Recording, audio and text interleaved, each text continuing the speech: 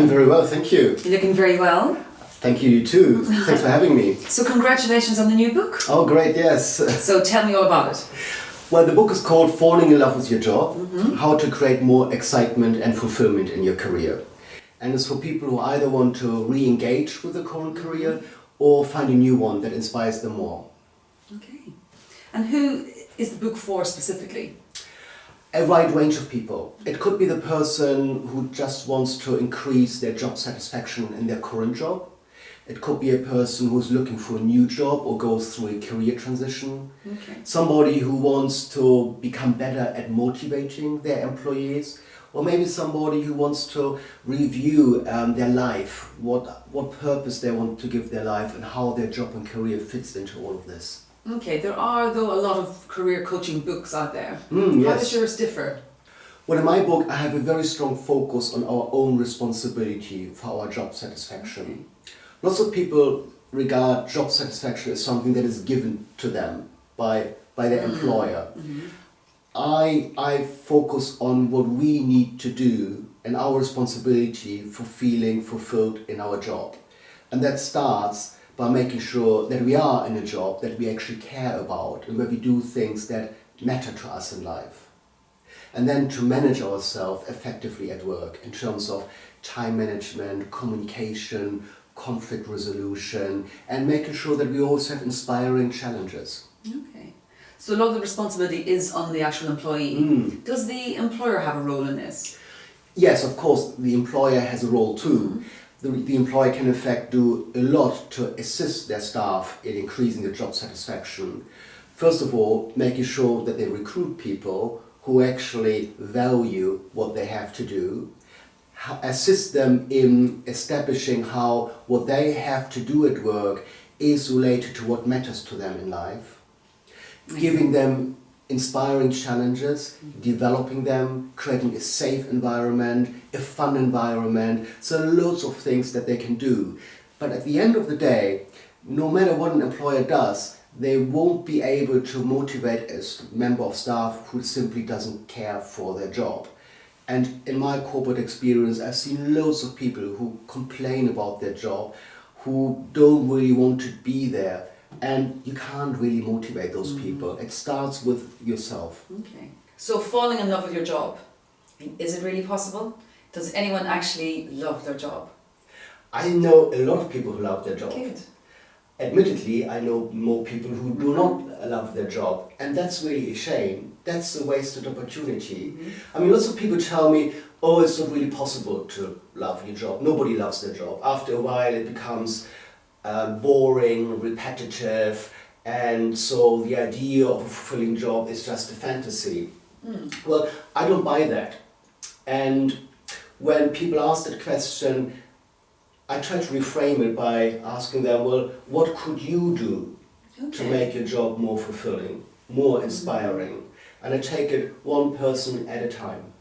Okay, so you make it much more person-centered. Yeah, that's right, because if we try to answer a generic question, can everybody be happy in their job? Isn't really possible.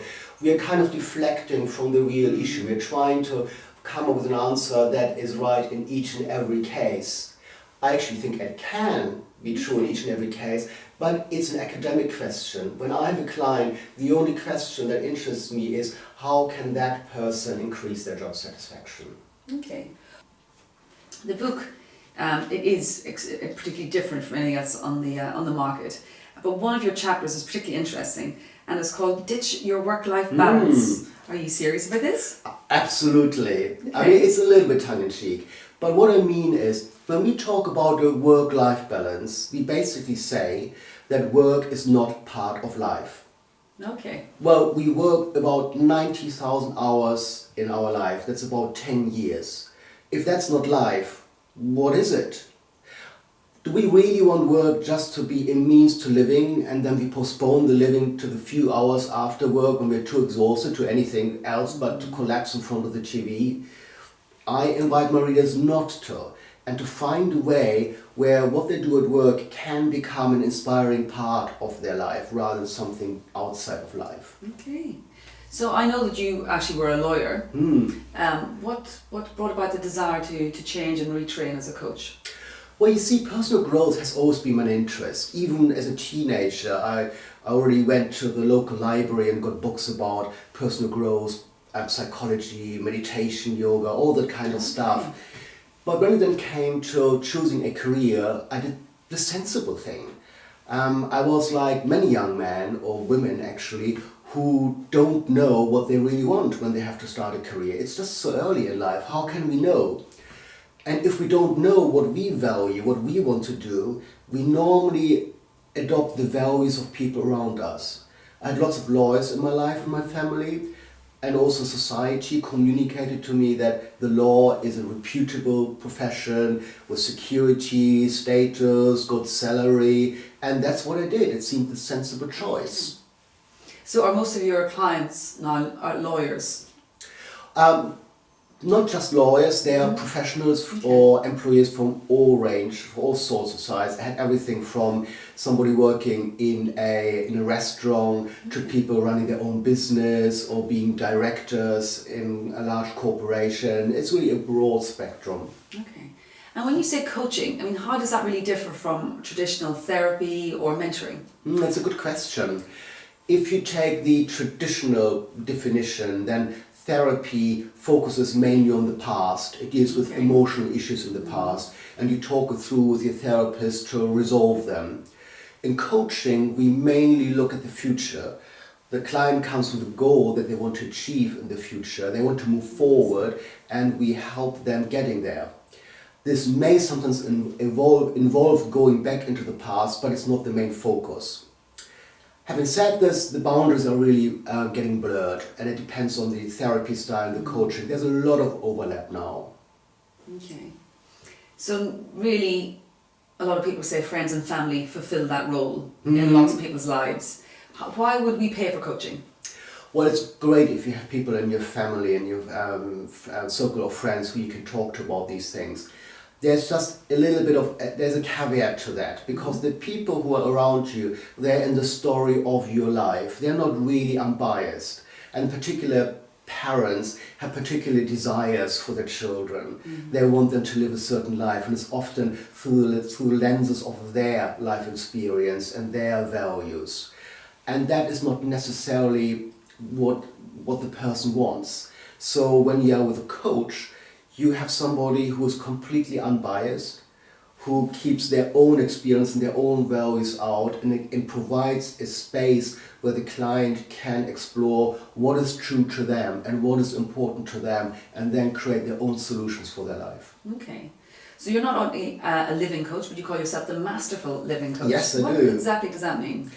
Masterful living means, first of all, understanding that we are the masters of our lives. We create our lives. And that's really important, because lots of people just let life happen rather than doing something actively to influence it and create the life outcomes. Then secondly, it's about having a master plan, knowing what you want from life, knowing the life outcomes you want, and then creating a plan to get there. And thirdly, it's about becoming more effectively at managing our emotions and behaviors. Okay, so do you live masterfully? Well, masterful living is a journey. Okay. You're never really there. Yeah. I can't claim that I'm masterful in all areas of my life, but I'm on this journey with my clients, and I know the journey. I've got the tools, I've got the processes, and I walk the journey together with my clients. Okay. So tell me a little bit, a lot of your marketing material, it's an image of a half-open chestnut, I think it is. It is, yeah. So what's behind that?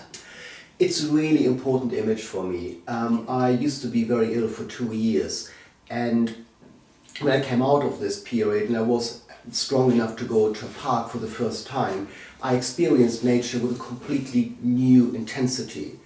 And I found these chestnuts, and I got absorbed in the miracle in that little seed. You know, this little seed has everything that is required to grow into this magnificent tree. That's a miracle to me. And we are like the seed. We human beings have so much potential, and most of us don't really explore our potential. We only use a fraction of our brain capacity. And what holds us back is our shell.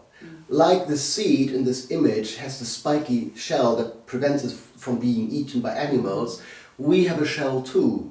And our shell is our fears, our insecurities, our stories, and sometimes we need to break through this to make ourselves vulnerable so that we can grow and prosper. So what is your most successful case study so far?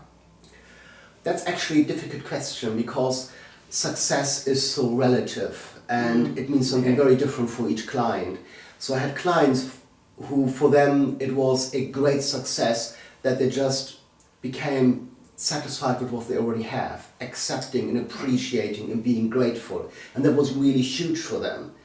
Others want to have more practical changes, like a new career or a new job. The story that I love most is one of a client who is a GP and who explored with me a number of career options. And in one session he came to me and said, oh, I applied for this new job to become an in-house GP at an investment bank. And I was really surprised about this because it seemed a little bit mundane in comparison to everything that he shared with me before. And his plan was, he told me, well, I take this job and I just do it until I'm 55 and then I retire.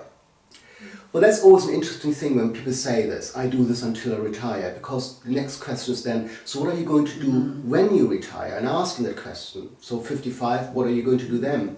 And he said, all right, when I'm 55, then I will become a speaker talking about sexual dysfunction. I will set up my own clinic. I will write a book. I want to have a TV show about it. Wow. All this really big stuff. And I asked him, so if you already know that's what you want to do, what prevents you from doing it now? And that was one of those light bulb moments where he immediately got it and he thought, yeah, actually, I can do that now. I can start doing that now. So he didn't take on this job at the investment bank, and we are now working on building a personal brand.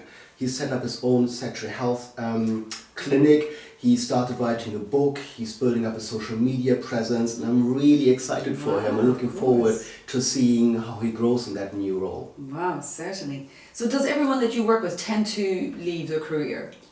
No, absolutely not. There's a wide range of outcomes that people create for them, and often they don't know at the beginning what it will be, because some people learn to appreciate again what they have at their job.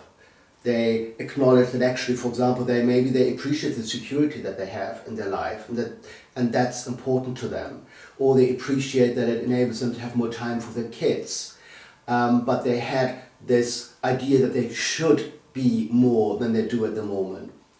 Other people change their job but not necessarily their career. Then others again do change their career, and then some people set up their own business. So there's a wide range of options that people have. Okay.